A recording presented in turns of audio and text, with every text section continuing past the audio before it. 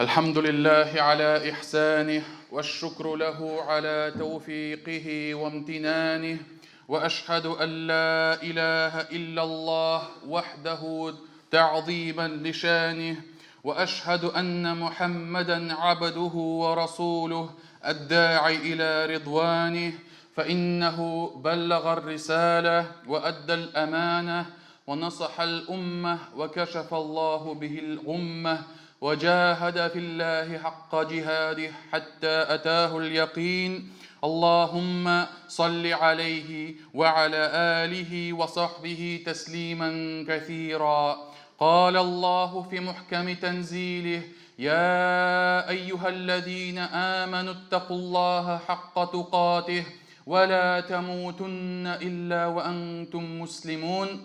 يا أيها الناس اتقوا ربكم الذي خلقكم من نفس واحدة وخلق منها زوجها وبث منهما رجالا كثيرا ونساء واتقوا الله الذي تساءلون به والأرحام إن الله كان عليكم رقيبا. Галимнәрне юктан бар кылып, безләрне халык иткән, тәрбияләгән Аллаһ Раббыбызга барча хәмд сәнәләребез, улуглау мактауларыбыз булсын. Шәһадәт китерәмен, Аллаһтан башка гыйбадәт кылырга лаеклы зат юктыр. Аллаһ бар, Аллаһ бер. Һәм шәһадәт китерәмен, Мөхәммәд ибн Габдуллаһ Аллаһның хак илчесе, тугры пәйгамбәре һәм шәриф булган кулыдыр. Аллаһ аңа, аның гаиләсенә һәм аның сахабаларына салават шәрифләрен насип итсә иде.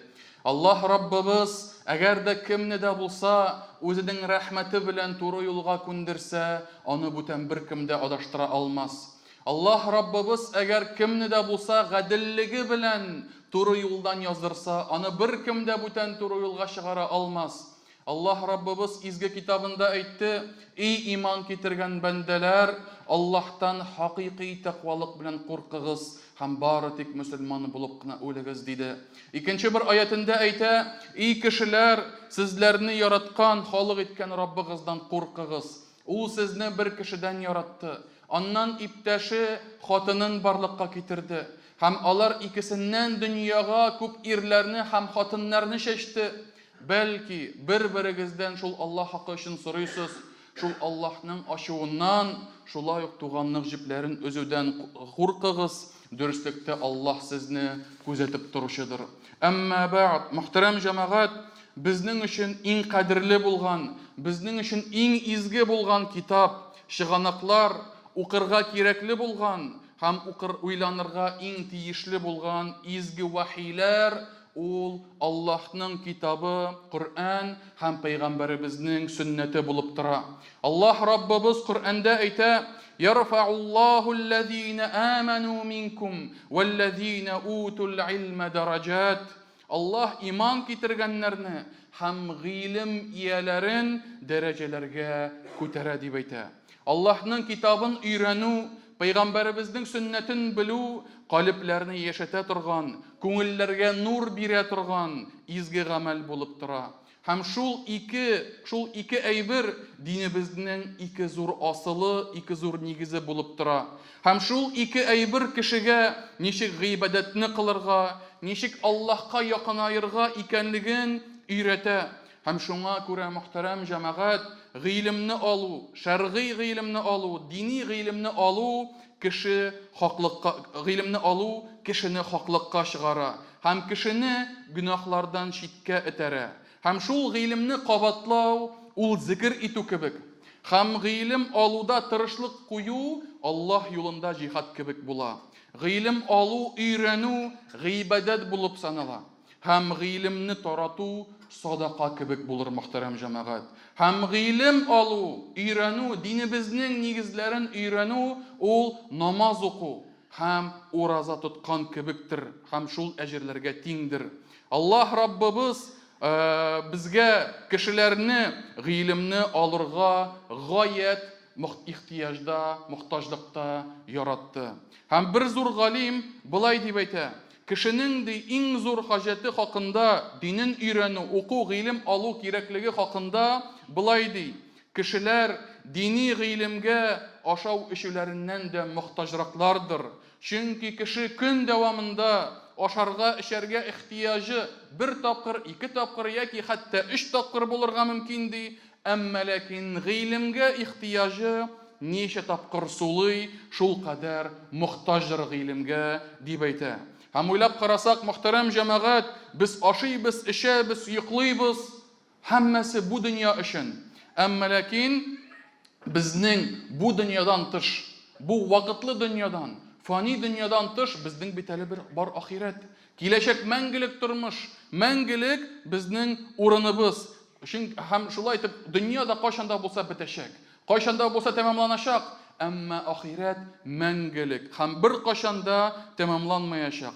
Һәм шуңа күрә, әгәр дә Алла сакласын, ләкин бу дөньяда нинди дә булса авырлыклар булса, михнәтләр булса, аңа түзеп була.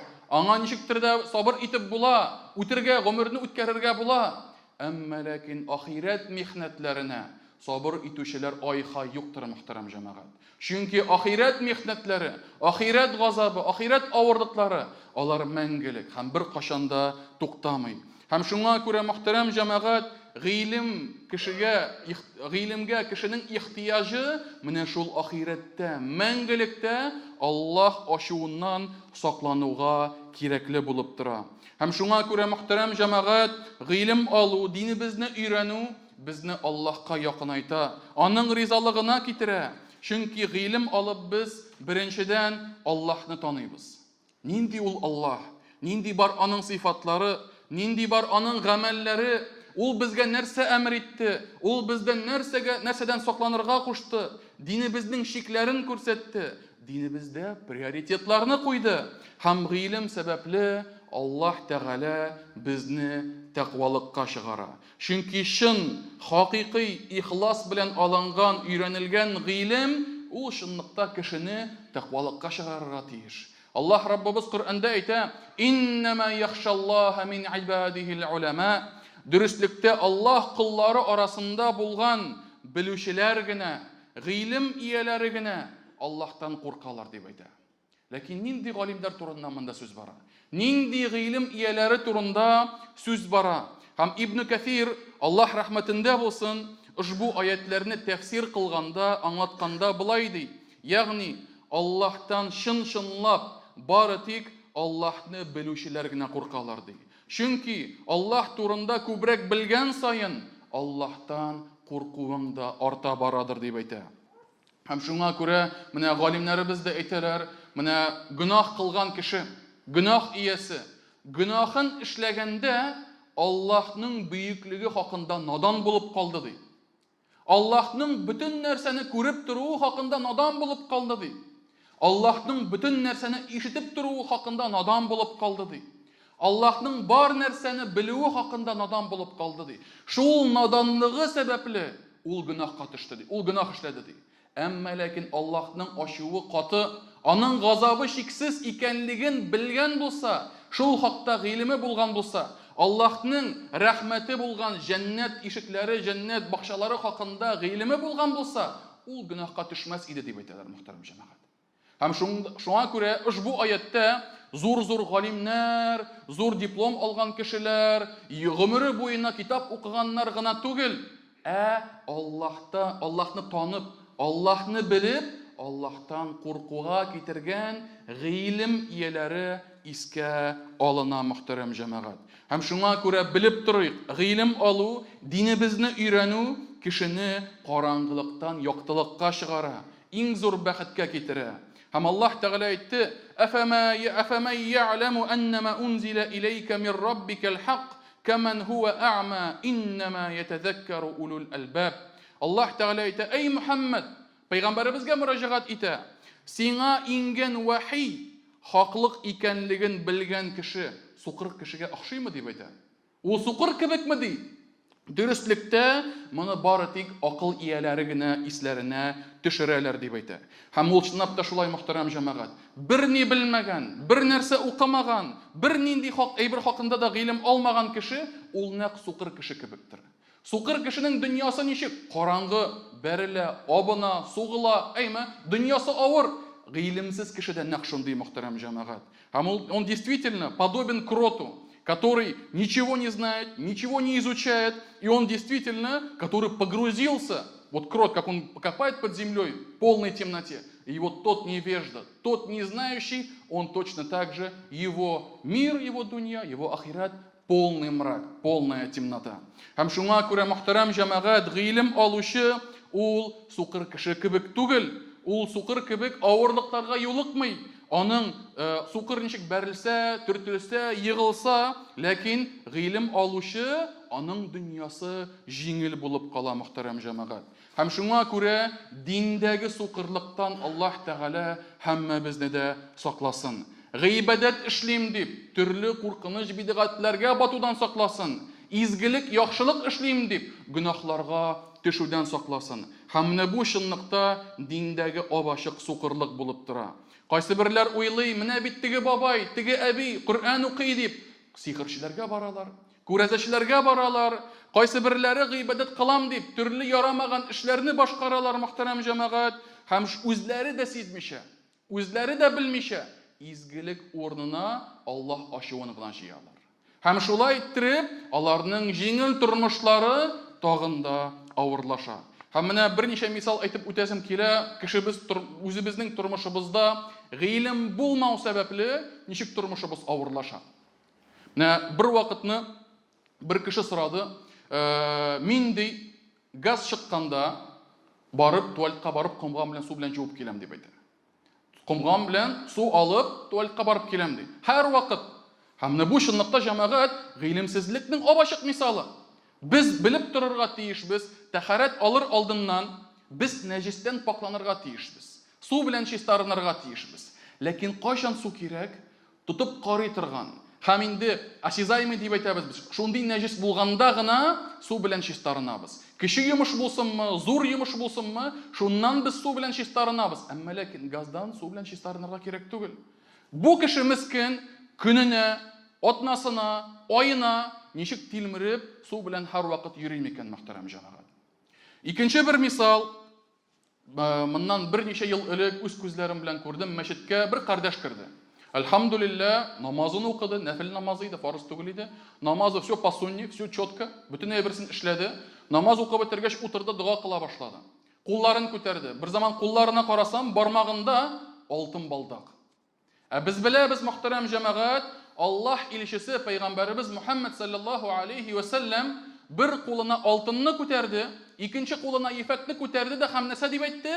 Ушбу ике әйбер минем өммәтемнең ирләренә харам булды, хатыннарына хәлал булды ди. Ягъни хатын кыз ефәк киемнәр кия ала, хатын кыз ефәк мендәр, ефәк одеял, пододеяльник өстендә йоклый ала, хатын кыз инде алтынны киеп матурлана, бизәнә ала, әмма ләкин ирләр юк, мөхтәрәм җәмәгать. Ирләргә харам, тыелган. Һәм бу кеше фарыз түгел, нәфилне кылганда шулай тырышып үти, әмма ләкин гади булган харамнарны белми, аннан сакланмый. Менә бу җәмәгать гыйлемсезлекнең бер күрсәткече.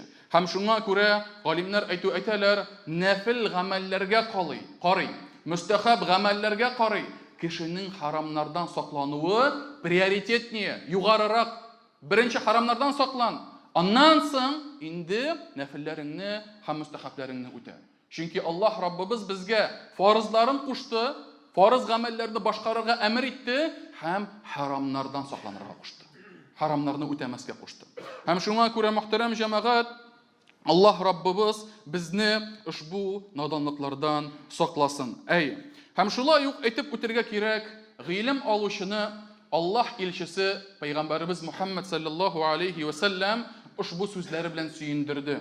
Һәм Аллаһ илчесе әйтә: Аллаһ кемгә яхшылык теләсә, аңа динне аңлауны бирер дип әйтә. Динне аңлауны, диндәге гыйлемне белүне, кабул итүне, аңлауны бирер дип әйтә. Ягъни синең гыйлемне өйрәнүең, синең диннең нигезләрен өйрәнүне, әгәр дә син аны өйрәнәсең икән, укыйсың икән, белергә телисең икән, димәк Аллаһ Тәгалә Раббыбыз сиңа яхшылык тели. Һәм икенче бер хадистә дә, мөхтәрәм җәмәгать, пәйгамбәребез саллаллаху алейхи ва саллям әйтте: дөнья һәм дөнья эшендә булган бар нәрсә ләгънәт кылынгандыр. Бары тик Аллаһны зикр итү, Аллаһны искә төшерү, ул ярата торган эшләрне башкару, галимнәр һәм гыйлем алучылар гына ләгънәт кылынмаганнардыр, дип әйтә Пәйгамбәрбез саллаллаһу алейхи ва саллям. Ушбу хадисның мәгънәсе дөнья һәм дөнья эшендәге булган бар нәрсә сине Аллаһтан читкә этәрә. Аллаһны оныттыра, ахирәткә файдасы юк. Илля мәгәр Аллаһка якынаю гына, Аллаһны зикр итү генә, Аллаһны һәм аның динен өйрәнү һәм шуларны өйрәтү, менә шулар гына кыямәт көнендә кешене коткарырлар ди. Ләкин монда мөһим бер нокта бар, мөхтәрәм җәмәгать. Ушбу хадистә әйтелмәгән дөньягызны онытыгыз дип. Ушбу хадистә әйтелмәгән мәчетләргә бикләнеп, мәдрәсәләргә бикләнеп, гел укып кына утырыгыз дип. Юк, мөхтәрәм җәмәгать. Дөньяны да алып барабыз, шуның белән бер рәттән Аллаһка да якынаерга тырышабыз. Ниятебез изге булып торырга тиеш. Аллаһ ризалыгын күздә тоту, Аллаһка якынаю ниятләре булса, ул вакытта безнең ахиратыбыз да уңышлы булыр, ул вакытта дөньябыз да файдалы һәм бәрәкәтле булыр, мөхтәрәм җәмәгать. Һәм шуңа күрә тормышыбыз, ашавыбыз, эчүебез, гаилә, эш, дуслар һәм башкалары Аллаһ куйган шикләрдән чыкмаса, үзебез харамнардан саклансак, Аллаһ Раббыбыз кушкан фарызларны үтәсәк, Аллаһ динен өйрәнсәк, безгә дөньябыз бәрәкәтле булыр, ахирәткә әҗр савап җыярга ярдәмче булып торыр. Икенче бер хадистә әйтелә, мөхтәрәм җәмәгать, кем гыйлем өйрәнер өчен юлга чыкса, Аллаһ аның юлын җәннәткә җиңеләйтер дип әйтә. Аллаһ аның юлын җәннәткә илтер ди. Кем гыйлем өйрәнер өчен юлга чыкса, Аллаһ аның юлын җәннәткә илтер ди. Уйлап карыйк, мөхтәрәм җәмәгать. Ушбу хадистә әйтелмәгән җәннәт юлы ул шундый бер авыр, шүлдә булган, истелектә кояш кыздыра, син сусаудан үләсең, аяк астыңда чәнечкеләр. Алай диелмәгән, мөхтәрәм җәмәгать. Без күп кенә вакытларда безгә җиңеләйтелгән, безгә рәхәт булган әйберләрне күрмибез. Шунлыкта җәннәт юлы ул аннан да җиңелрәктер. Ничек? Җәннәт юлы өеңнән арт саныңны күтәреп, бүтән тырышлыгыңны куеп, троллейбуска менеп утырып, мәчеткә килеп, мәчеттә дәресне тыңласаң, шул була җәннәт юлы, мөхтәрәм җәмәгать. Ни өчен? Чөнки син йортыңнан чыгып, тырышлык куеп, килдең мәчеткә, килдең мәдрәсәгә, әлифне өйрәнәсең, Коръән укуны өйрәнәсең, тәһарәтне өйрәнәсең, намазны өйрәнәсең. Һәм шуның белән син менә шушы троллейбуска утырып килгән 15 минут юлың җәннәт юлына әверелде. Җиңелме? Җиңел. Бармы чәнечке? Бармы авырлык? Бармы кояш эссесе? Рәхәт. 15 минут 20 минутта киләсең. Кемнеңдер үзенең аты машинасы бар икән, машинасы белән рәхәтләнеп килә, кондиционер астында. Һәм шуңа күрә, мөхтәрәм җәмәгать, без Аллаһ Тәгалә Раббыбызның безгә җиңеллекләрен кайвакыт күреп бетермибез. Ә бит җәннәт юлы ничек безгә якын. Һәм шуңа күрә, мөхтәрәм җәмәгать, ушбу эшләр хакында онытмасак иде. Шулай ук әйтеп үтәргә кирәк, динебездә гыйлемне таратырга зур өлеш керткән галимнәребез дә зур урынны алып торалар. Пәйгамбәрбез саллаллаһу алейхи ва саллям динебездә галимнәрнең зур урын икәнлекләре алып торганлыкларын күрсәтте. Пәйгамбәрбез әйтте, галимнәр пәйгамбәрләрнең варислары. Чөнки пәйгамбәрләр вафат булгач, аның эшен кем дәвам итә? Кем кешеләргә хаклыкны җиткерә? Кем кешеләргә акны карадан аерырга өйрәтә? Кем кешегә Аллаһ юлын күрсәтә? Ул галимнәр. Ул пәйгамбәрбез саллаллаһу алейхи ва саллям сүзләрен дәвам иттерүчеләр. Һәм шуңа күрә, әгәр дә галимнәр кирәк булмаган булса, китап кына укып утырган булсак, мөхтәрәм җәмәгать, нәрсә булып бетер иде? 0 белән чыгар идек. 0. Галимнәр әйтәләр, кем китапка бер үзе керсә ди, остасыз гына керсә ди, ул китабыннан да бер үзе чыгарды. Ягъни 0. Бер гыйлемсез чыга ди. Китапны ничек ачты, укыды, япты, бетте, чыкты. Бер әйбердә аңламады, бер әйбердә итмәде, үтмәде, шуның белән чыгып китте. Остасыз булса, галимсез булса. Һәм шуңа күрә, әгәр дә уйлап карасак, Аллаһ Тәгалә бу дөньяларны барлыкка китергәндә остазлар, галимнәр, пәйгамбәрләр, илчеләр кирәк булмас иде, әгәр дә ушулай булган булса. Аллаһ Тәгалә бары тик Коръәнне җибәрер иде. изге китапларны җибәрер иде, менә кешеләр укыгыз шуны, шуның белән тормышыгыз тәмам булыр дип кенә әйтер иде, мөхтәрәм җәмәгать. Ләкин юк, һәрбер ингән изге китап кемгә инде?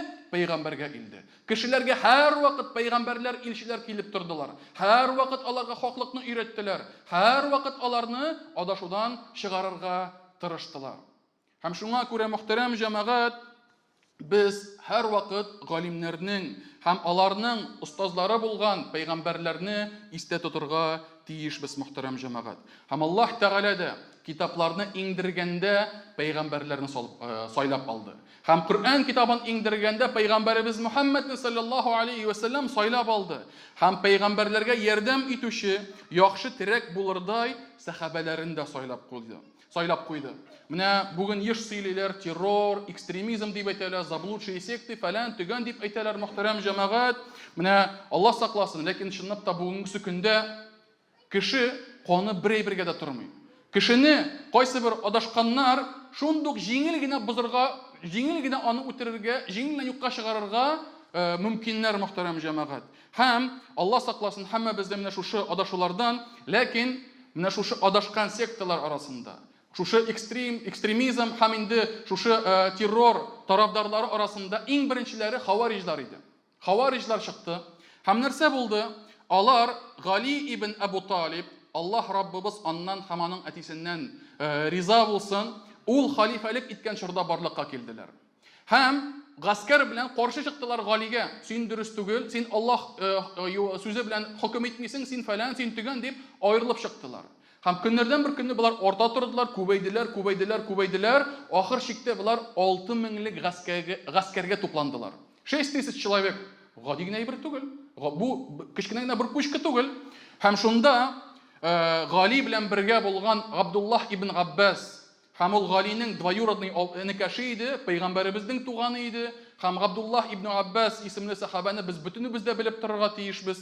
Пәйгамбәребез аңа дуга кылды: "Я Раббым, аңа Коръәнне аңлауны бирсәң иде" дип. Һәм сахабалар әйтәләр иде, Абдуллаһ ибн Аббас ул Коръәннең тәрҗемәчесе, ягъни Коръәнне аңлатучы дип әйтәләр иде, ягъни зур гыйлем иясе булган сахаба. Һәм бу Гали янына килә. "Эй Гали", ди, "мине ди шушы кешеләр янына җибәр" дип әйтә. Хавариҗлар янына җибәр, мин алар белән сөйләшәм дип әйтә. Сөйләшәм һәм аларга хаклыкны китерергә тырышам дип әйтә. Һәм шунда Гали аңа инде үгет насихатларын әйтә, киңәшләрен бирә һәм бу чыгып китә. Абдуллаһ ибн Аббас шушы гаскәр янына килгәч, хавариҗлар янына килгәч, иң беренче итеп алар бөтенсенә дә карый да, һәм нәрсә ди? "Сезнең арагызда мин бер генә сахабаны да күрмим" ди. Бер генә сахаба арагызда юк ди. Бу нәрсә дигән сүз? Сахабалар кемнәр иде? Алар пәйгамбәребезнең укучылары иде. Они были учениками пророка. Алар пәйгамбәребез гыйлемен дәвам иттерүчеләр иде. Бу хавариҗлар нәрсә? Алар устазлары юк иде. Алар турыдан-туры Коръәнне укыганнар, ничек телиләр шулай, аңлаганнар, ничек телиләр шулай, трактовать иткәннәр дә, "И давай, Гали кафир, монсы ярамый, тегесе ярамый" дип, мусламаннарның кандарын агыза башладылар. Һәм шунда Абдуллаһ ибн Аббас иң беренче сүзе: "Сезнең арагызда бер сахаба да юк" дип әйтә. Һәм шуннан соң инде аның тарихы бик узын, инде алар белән бик узак сөйләшә, бәлки алдагы хутбәләрдә, бәлки дәресләрдә аның тулысынча шушы әйткән сүзләрен инде сөйләшербез, интербез, әйме. Ләкин ул аларны ахыр чиктә үгетли, насихатли һәм 6000 кешедән 2000-е тәүбә кылып кире кайтып китәләр Абдуллаһ ибн Аббас белән. Кире тәүбә кылалар һәм кайтып китәләр, кире Галигә барып тоташалар. Һәм шуңа күрә, мөхтәрәм җәмәгать, менә булар һәммәсе сахабалар, галимнәр, алар пәйгамбәребезнең гыйлемен өйрәнеп, алар кешене хаклыкка чакырганлыкларын күрсәтеп тора, мөхтәрәм җәмәгать. Һәм шуңа күрә адашкан кеше, ул гадәттә адашкан фиркалар галимсез булганга, хаклыкны күрсәтүче гыйлем ияләре булмаганлыктан барлыкка киләләр. Һәм пәйгамбәребездән өйрәнеп, берсеннән-берсенә гыйлемне таратучы галимнәр, имамнар сүзләренә таянмаганлыктан адашулары барлыкка килә. Һәм Имам Әхмәд 4 мәзһәбнең зур бер галиме, әйме, зур бер устазы Имам Әхмәд мондый сүзләре бар, мөхтәрәм җәмәгать, һәм ул чынлыкта бик хикмәтле сүзләр. Имам Әхмәд әйтте: "Нинди дә булса мәсьәләдә, дин өлкәсендә бер галим дә әйтмәгән сүзләрне әйтүдән саклан" дип әйтә. Руш әйткәндә, Имам Әхмәд сказал: опасайся говорить в религии то, что не говорил ни один из ученых имамов деп айтты. Һәм менә шуңа күрә мөхтәрәм җәмәгать, ушбу галим безгә нәрсә дип әйтә? Безне кисәтә. Берәр нәрсә әйткәндә, әгәр дә үзеңнең башыңнан уйлап чыгарылган, бер галим дә сиңа кадәр 14 гасыр буена яшәгән бер галим дә әйтмәгән сүзләрне әйтәсең икән, демәк син бик зур куркыныч астында. Демәк син зур аудашу астында булырга мөмкинсең дип әйтә һәм шулай итеп шушы сүзләре белән безне ушбу әйберләрдән сакланырга куша. Һәм шуңа күрә мөхтәрәм җәмәгать, мәчетләргә, мәдрәсәләргә килеп, остазлар белән, укытучылар белән динебезне өйрәтү, менә шул өйрәнү шул безгә тиешле.